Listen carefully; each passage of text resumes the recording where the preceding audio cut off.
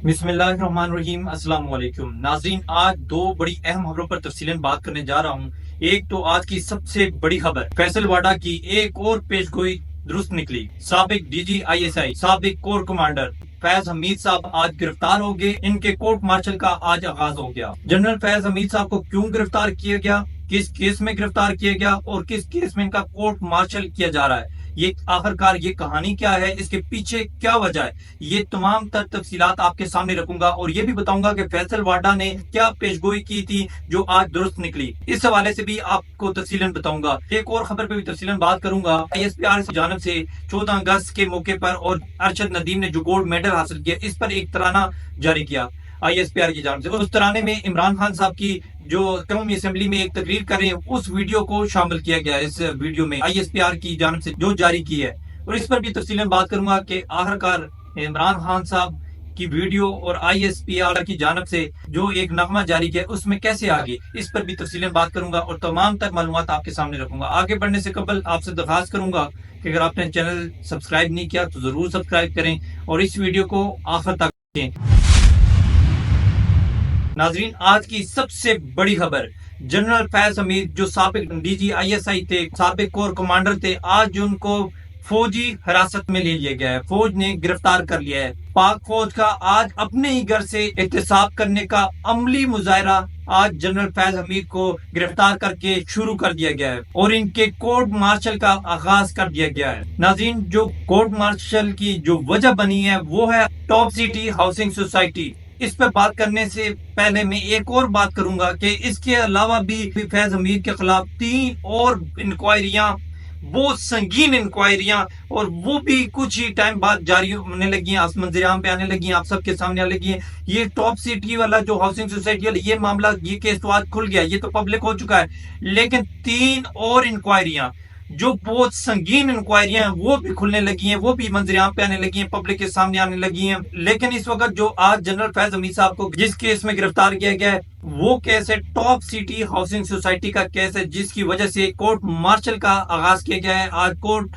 Martial का general Faiz Hamid को सामना करना पड़ रहा है। ये जो वजह थी वो टॉप सिटी हाउसिंग सोसाइटी है, ये वजह बनी। इस पर भी डिटेल से आपको पूरी कहानी बताता हूँ कि ये टॉप हाउसिंग सोसाइटी में कैसे केस बना, क्या मामला हुआ, और फिर आखिरकार आज जनरल फैज हमीद साहब को फौज की जानिब से गिरफ्तार किया गया है। इस पर भी मैं तफसीलन बात करूंगा। इस केस का आगाज हुआ है नवंबर 2023 को, जब टॉप हाउसिंग सोसाइटी के मालिक कमर मोइज अहमद सुप्रीम कोर्ट गए और उन्होंने बताया कि 12 मई 2017 को जनरल फैज हमीद के हुक्म पर मेरे हाउसिंग सोसाइटी के दफ्तर और रिहाइशगाह पर पंजाब रेंजर्स और ISI के एहलकारों की जानिब से छापा मारा गया। दहशतगर्दी और मनी लॉन्ड्रिंग का रंग दिया गया इस छापे को। ये जो मालिक है इस हाउसिंग सोसाइटी का, कमर मोइज अहमद नाम है, ये वो बता रहे हैं कि हमारे हाउसिंग सोसाइटी का जो दफ्तर है, जो घर है, उस पर छापा मारा गया और दहशतगर्दी का, मनी लॉन्ड्रिंग का रंग दिया गया इस छापे को। और फिर उन्होंने ये भी बताया कि हाउसिंग सोसाइटी का जो रिकॉर्ड था वो सारा रिकॉर्ड इन्होंने कब्जे में ले लिया और साथ ले गए। उसके अलावा कमर मोइज अहमद साहब ने बताया कि 20 मिलियन रुपए मेरे घर और दफ्तर से लेके गए, 400 तोला सोना ले गए, डायमंड की रिंग्स लेके गए और तमाम जेवरात जो थे हमारे घर में थे वो भी उठाकर ले गए। उसके अलावा कमर मोइज ने सुप्रीम कोर्ट को बताया कि छापे के दौरान एक वक्त आया जब मेरे 10 साल बेटे को जमीन पर गिराया और उसके मुंह पर पांव रखकर एक एहलकार ने चीखते हुए कहा, किधर है तुम्हारा बाप, तुम्हारा बाप दहशतगर्द है। और फिर कमर मोइज के मुताबिक बताया कि हम सबको, हमारी पूरी फैमिलीज को, हमारे रिश्तेदारों को, हमारे दोस्त अहबाब को और हमारे जो मुलाजमीन है उनको उठाकर एक टॉर्चर सेल में बंद किया गया। वहां पर हमें और हमारी पूरी फैमिली को टॉर्चर किया गया, ज़हनी तौर पर टॉर्चर किया गया, हमें तशद्दुद का निशाना बनाया। ये जो कमर मोइज साहब है, इसने ये सारी जो बातें सुप्रीम कोर्ट में बताई कि हमारे साथ ये मामला हुआ। इसके अलावा उन्होंने बताया कि इस दौरान मेरी वालदा बीमार हुई, मेरे ससुर फोत हो गए। कमर मोइज अहमद साहब जब सुप्रीम कोर्ट आए, सुप्रीम कोर्ट में 3 रुकनी बेंच ने इनका केस सुना काजी फाइज ईसा साहब की सरबराही में। काजी फाइज ईसा साहब ने कहा कि आपके पास वो सुप्रीम कोर्ट के अलावा भी बहुत सारे प्लेटफॉर्म से आप वहां पर भी जाके ये मतलब केस लड़ सकते थे, क्योंकि फैज हमीद साहब वक्त फौज में थे, सर्विंग जनरल थे, تو کیوں نہیں آپ جاتے وزارت دفاع کے پاس؟ پھر قمر معیز احمد نے وزارت دفاع سے رجوع کیا اور سپریم کورٹ کی ہدایت پر وزارت دفاع نے ایک میجر جنرل کی سربراہی میں ایک کمیٹی بنائی۔ اس کمیٹی کی رپورٹ کے بعد جنرل فیض حمید کو آج فوج نے گرفتار کر دیا اور ان کے کورٹ مارشل کا آغاز ہو گیا ہے۔ یہ کہانی ہے 1200 ارب کی ہاؤسنگ سوسائٹی پر قبضے کی۔ یہ کہانی شروع ہوتی ہے زائدہ نامی ایک خاتون سے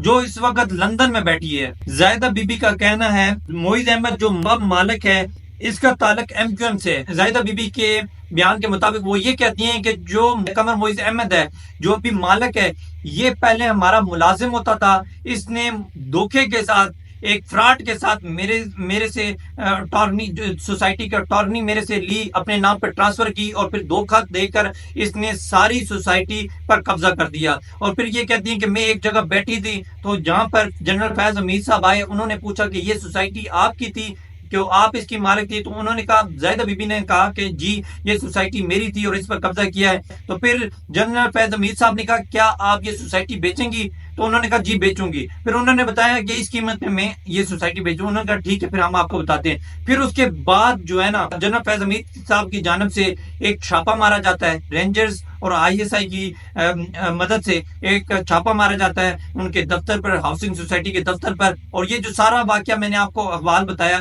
پھر یہ سارا معاملہ ہو جاتا ہے۔ اب یہ کیس چلا گیا ہے، اب دیکھتے ہیں کہ جنرل فیض حمید صاحب کا کیا ہوتا ہے، ان کو سزا ملتی ہے یا نہیں ملتی۔ لیکن ابھی تک کے مطابق تمام گواہ، تمام شواہد، تمام ثبوت جو ہے نا جنرل فیض حمید صاحب کے خلاف ہیں۔ بہت سارے مطلب اس کے پاس گواہ ثبوت ہیں جو جنرل فیض حمید صاحب کو جو ملزم ثابت کر سکتے ہیں۔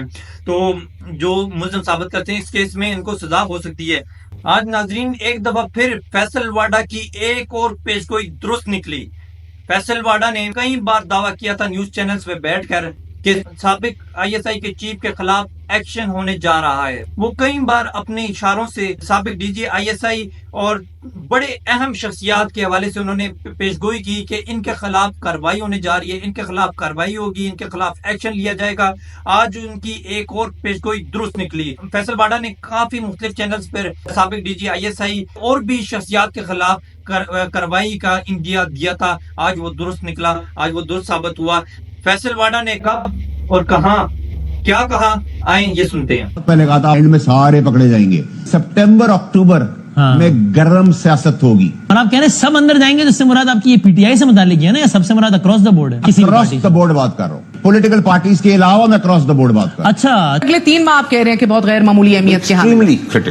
باپ کا جو باپ ہوتا ہے نا، وہ باپ جتنی بن جائے نا ان کو بچہ بنا کے چھوڑتا ہے۔ جب میں شروع ہوں گا تو بہاولپور سے لے کے چکوال سے ہوتا ہوا کوئٹہ پہ رکوں گا۔ میں نے ابھی فیض حمید کے گھنونے جرائم تک ابھی میں نہیں آیا ہوں، ملک سے باہر جو ایسٹس ہیں ان کے اوپر نہیں آیا ہوں۔ اس کی معمولی چوری میں نے آئیڈینٹیفائی کی ہے، جسٹ سٹارٹ۔ میں کرپشن تو بہت چھوٹا حصہ بتا رہا ہوں وہ ہے فیض حمید کا، تو پھر مجھے وہ شواہد قوم کو دکھانے پڑیں گے۔ ناظرین یہ آپ نے فیصل واڈا کے انٹرویوز سنے جس میں انہوں نے واضح نام لے کر کہا کہ جنرل فیض حمید کے خلاف ایکشن ہونے جا رہا ہے، ان کے خلاف کارروائی ہوگی۔ تو انہوں نے ان کے خلاف بھی بات کی اور بھی بڑے اہم شخصیات کے حوالے سے بات کی اور پہلے یہ اندیا دے دیا کہ ان کے خلاف کارروائی ہونے جا رہی ہے یا کارروائی ہوگی۔ تو یہ اب سمجھ نہیں آ رہی کہ فیصل واڈا کو کیسے پتہ چل جاتا ہے کہ یہ معاملات ہونے جا رہے ہیں۔ اب میں آگے بڑھتا ہوں اور ایک اور بڑی انٹرسٹنگ خبر ہے جس نے پوری پاکستانی عوام کو حیران کر دیا۔ جیسا کہ آپ سب جانتے ہیں 14 اگست آنے والی ہے، جو بلکہ آ چکی ہے، اور اس کے علاوہ ارشد ندیم صاحب نے جو پاکستان کے لیے گولڈ میڈل لیا، آئی ایس پی آر کی جانب سے ایک ترانہ جاری کیا گیا اور وہ ترانہ بنایا بھی آئی ایس پی آر کی جانب سے تھا اور وہ پھر پبلک کیا گیا پی ٹی وی نیوز پر اور اپنی آفیشیل سوشل میڈیا اکاؤنٹ سے ٹویٹ بھی کیا۔ اور اس میں دیکھتے کیا ہیں جی کہ عمران خان صاحب جس کی تصویر نہیں، آواز نہیں، نام نہیں، پوری ایک ویڈیو اس میں چل رہی ہے۔ اب پوری عوام حیران ہو چکی ہے، یہ جو مناظر، یہ معاملات جو چل رہے ہیں، اس معاملات میں آئی ایس پی آر کی طرف سے جو نغمے کی ایک ویڈیو جاری کی تھی اس میں عمران خان کی ویڈیو کلپ کیسے آیا؟ اور وہ ویڈیو کلپ جس میں عمران خان قومی اسمبلی میں کھڑے ہو کر تقریر کر رہے ہیں، جس ٹائم یہ پبلک ہو جاتی ہے سوشل میڈیا پر اور ٹویٹ کی جاتی ہے اور جو پی ٹی وی پر جب جاری کر دی جاتی ہے، چلائی جاتی ہے، اس کے بعد لوگوں کے سوالات کھڑے ہو جاتے ہیں، یار یہ آخر کار یہ معاملہ کیا ہے کہ عمران خان کی تقریر اور عمران خان کی ویڈیو اس ملی نغمے میں، اس ترانے میں کیسے آ گئی، کیسے جاری ہوگی؟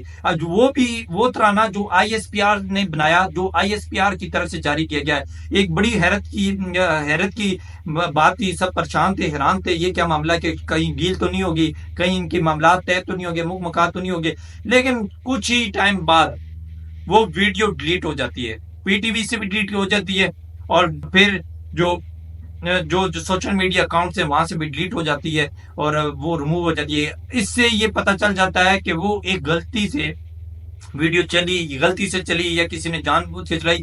اس حوالے سے کچھ نہیں کہا جا سکتا کہ وہ کیسے چلی. سب حیران پریشان ہے، کوئی ابھی تک کوئی اس کی بھی تصدیق بھی نہیں آئی، کوئی اس کا کوئی اس حوالے سے کوئی بیان بھی نہیں آیا کہ پتہ چل سکے کہ یہ ویڈیو کیسے جاری ہوئی اور پھر کیسے اس کو پھر کیوں ڈیلیٹ کیا گیا. اب دیکھیں جی، وہ جو لوگ کہتے ہیں کہ ان کی شاید عمران خان صاحب کی ڈیل ہوگی آپس میں، فوج اور عمران خان کی آپس میں جو مذاکرات ہو گئے ہیں یا ڈیل ہو گئی ہے، تو اگر ڈیل ہوتی تو کبھی بھی یہ ویڈیو ڈیلیٹ نہ ہوتی، یہ ویڈیو اسٹل اسی طرح لگی رہتی. لیکن وہ ویڈیو ڈیلیٹ کر دی گئی. اب اس کے پیچھے کیا بات ہے، کیا یہ بھی چلو پتہ چل جائے گا، منظر عام پہ یہ بات بھی آ جائے گی، اس کی وجہ بھی سامنے آ جائے گی. یہ آج کی تازہ خبریں تھی جو آپ کے سامنے رکھی. مجھے دیں اب اجازت، انشاءاللہ اگلے پروگرام میں پھر ملاقات ہوگی. تب تک کے لیے مجھے اجازت دیں. اللہ حافظ.